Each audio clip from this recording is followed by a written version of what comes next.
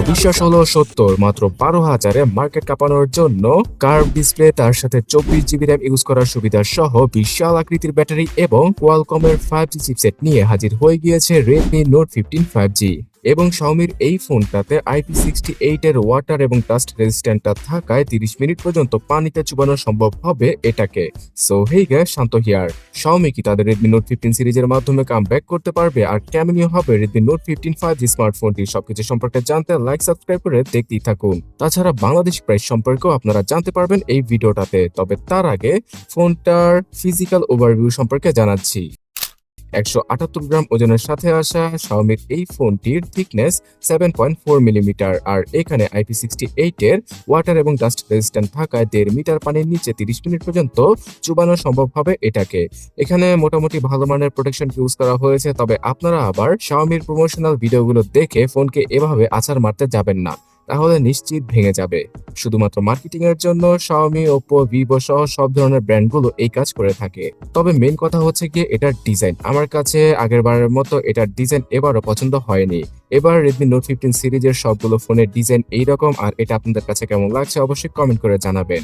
Note 15 5G স্মার্টফোনটার পেছনের back প্যানেলটা পুরোপুরি প্লাস্টিকের, আর ফ্রেমটাও প্লাস্টিকের। সো এই কারণেই ফোনটা এতটাই হালকা। এখানে 5800 mAh এর ব্যাটারি রয়েছে, যেখানে কিনা 45 ওয়াটের ফাস্ট চার্জিং এর সুবিধাটা দিয়ে দিয়েছে Xiaomi। সো 1 ঘন্টার মতো সময় লাগবে ফুললি চার্জ করতে, এবং 1.5 দিনের মতো ব্যাটারি ব্যাকআপ এটার মাধ্যমে পাওয়া পসিবল।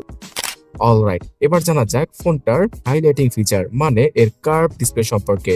এর আগে Redmi Note সিরিজের ভ্যানিলা ভেরিয়েন্টে কখনই কার্ভ ডিসপ্লে আসেনি।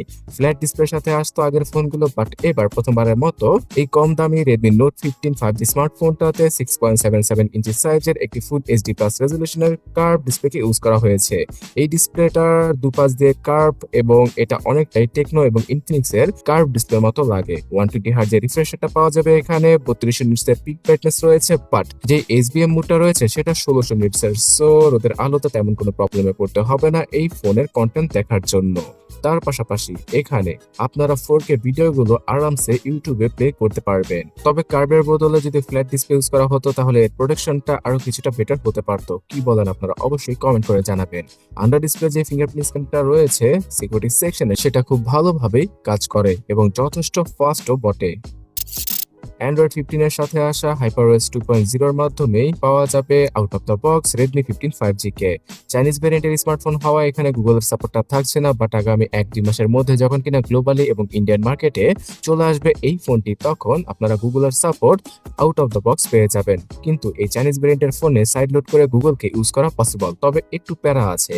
নোটিফিকেশন ডিলের প্রবলেম সহ ভরে ভরে অনেকগুলো অ্যাপ দিয়ে দিয়েছে Xiaomi ফোনটার মধ্যে প্রি-ইনস্টল করে। কারণ হচ্ছে গিয়ে এই অ্যাপ কোম্পানি থেকে টাকা নিয়েই তো ফোনের প্রাইসিংটা তারা কম করতে পারে। সো অ্যাপগুলোকে আরামসে আনইনস্টল করা পসিবল, এবং এর রিলেটেড বেশ কিছু ফিচারকে দিয়ে দিয়েছে Xiaomi। পাওয়া যাবে কল রেকর্ডিং এর ফিচার। তবে যাদের কিনা নোটিফিকেশন দিলে একদমই পছন্দ নয় তাদের জন্য এই ফোনটি নয়। 6128, 8128, 8256 এবং 12256 GB পর্যন্ত ভেরিয়েন্টের সাথে আসে Redmi Note 15 5G। সো এদের চাইনিজ প্রাইসিংটা একটু পরে জানাচ্ছি, তার আগে পারফরম্যান্স সম্পর্কে জানিয়ে দেই। প্রসেসর হিসেবে এখানে পাওয়া যাবে Snapdragon 6 Gen 3 কে, যেটা কিনা 4 ন্যানোমিটার নটে তৈরি করা, অনেকটাই Snapdragon 6 Gen 1 এর মতো চিপসেট। শুধুমাত্র ক্লক স্পিডে কিছুটা বুস্ট করেছে Qualcomm, আর সেটাকে Xiaomi ইউজ করেছে। 7 লক্ষের কাছাকাছি অন্তত বেঞ্চমার্ক স্কোর করতে পারবে এটা, এবং বাজেটটাকে কনসিডার করলে আসলে দারুণ পারফরমেন্স পাওয়া যাবে এখান থেকে।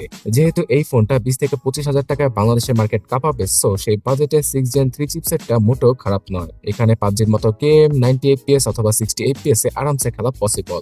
গ্লোবাল মার্কেটের ভেরিয়েন্টে কেমন FPS পাওয়া যায় সেটা তো এখনো অবধি বলা মুশকিল, বাট চাইনিজ ভেরিয়েন্টের স্মার্টফোনে 60-90 FPS এ চলছিল গেমগুলো, এবং মিডিয়াম গ্রাফিক্সের গেম সহ জেমশন ইম্প্যাক্টের মতো গেমগুলো টাইম পাস করার জন্য খেলা পসিবল, তাও আবার 40 FPS এ। ভিডিও এডিটিং এর ক্ষেত্রেও ফুল HD রেজোলিউশনের ভিডিওগুলো আরামসে এডিট করা পসিবল হবে। তবে হেভিলি চাপ দিলে মানে উড়াদুরা ফোন ইউজ করলে একটু স্লো মনে হতেই পারে, এবং আগামী 1 বছর ইউজ করার পরে একটু ল্যাগের দেখা পাওয়া যাবে, যেটা কিনা স্বাভাবিক। সো বাজেট ক্যাটাগরিতে Xiaomi ভালো পারফরমেন্সকে দিয়েছে।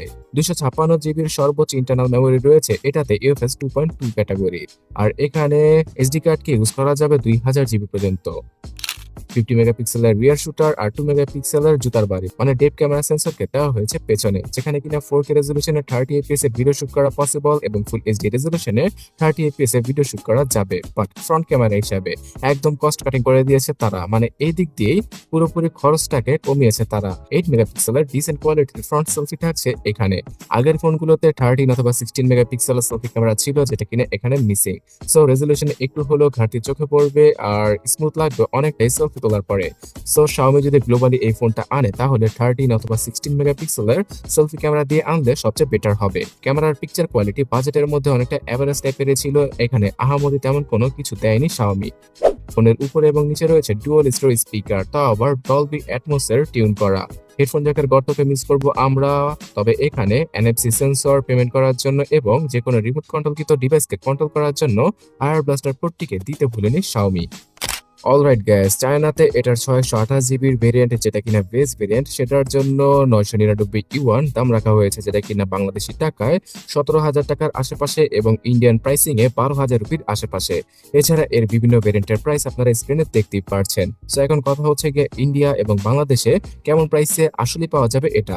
দেখুন, চায়না থেকে অবশ্যই কিছুটা প্রাইস বাড়িয়েই ইন্ডিয়া এবং বাংলাদেশে সেল করা হয় রেডমির ফোনগুলোকে অথবা অন্য যে কোনো মডেলের ফোনগুলোকে। তো এখানে ধারণা করা যাচ্ছে ইন্ডিয়াতে 14 থেকে 18,000 রুপিতে এটার বিভিন্ন ভেরিয়েন্ট পাওয়া যাবে, আর বাংলাদেশের মার্কেটে আনঅফিসিয়াল ভাবে যদি হাইপটা কম থাকে তাহলে 19 থেকে 25,000 টাকা এটার 6 জিবি র্যামের ভেরিয়েন্ট থেকে শুরু করে আর 256 জিবির ভেরিয়েন্টটা ইজিলি পাওয়া পসিবল হবে। এবং উক্ত বাজেটে শুধুমাত্র ক্যামেরাটাকে বাদ দিলে ডিসপ্লে, পারফরমেন্স অথবা ব্যাটারিগত দিক দিয়ে এটা আসলেই মোটামুটি ভালো একটা দিক। কি বলেন আপনারা? অবশ্যই কমেন্ট করে জানাবেন। আগামী 1-1.5 মাসের মধ্যেই এটা বাংলাদেশের মার্কেট কাঁপাবে।